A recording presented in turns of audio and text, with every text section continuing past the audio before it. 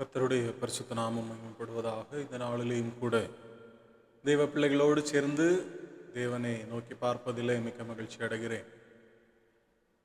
இந்த நாளிலேயும் கர்த்தர் தேவன் நமக்கு தந்ததான வாக்குத்தத்த வசனம் சங்கீதங்களின் புஸ்தகம் 16வது அதிகாரம் 8வது வசனம் இப்படியாக சொல்லுகிறது: கர்த்தரை எப்பொழுதும் எனக்கு முன்பாக வைத்திருக்கிறேன், அவர் என் வலது பாரிசத்தில் இருக்கிறபடியால் நான் அசைக்கப்படுவதில்லை.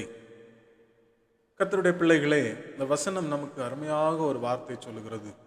யாரெல்லாம் கர்த்தரை தமக்கு முன்பாக, அதாவது நாம் எப்பொழுது எல்லாம் கர்த்தரை நமக்கு முன்பாக நாம் செய்கிற வேலைகளிலே, நம்முடைய யாத்திரைகளிலே, நம்முடைய பிரயாணங்களிலே, நம்முடைய ஒவ்வொரு காரியங்கள், நம்முடைய குடும்ப வாழ்க்கையிலே, நம்முடைய பிள்ளைகளுடைய படிப்பின் காரியங்களிலே, ஒவ்வொரு காரியங்களிலேயும் நாம் தேவனை முன்னிறுத்தி, அதாவது கர்த்தரை நமக்கு முன்பாக வைத்து நாம் நடப்போமேயானால், அவர் என் வலது பாரிசத்தில் இருக்கிறவர்கள். அப்படின்னா நாம் அவரை முன்னிறுத்தி நம்ம செய்யும்போது நமக்கு வல பக்கத்தில் நமக்கு ஒரு பெரிய ஒரு அரணாக நின்று நம்முடைய கரம் பிடிச்சு நம்மளை எந்த பாதையில் நடந்து போகணும் அப்படிங்கிறத, நாம் எந்த பாதையில் நடக்க வேண்டும் என்பதை தேவன் நமக்கு தெளிவாக சொல்லி தந்து நம்மை வழி நடத்தி செல்வார். அப்படி இருக்கிற ஒரு தேவனுடைய பிள்ளையுடைய வாழ்க்கை என்னைக்குமே அசையாத ஒரு பர்வதத்தை போல் இருக்கும்.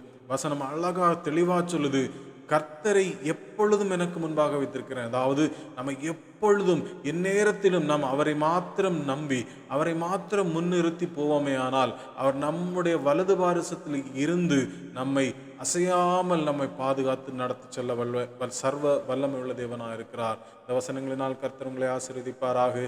ஆமென்.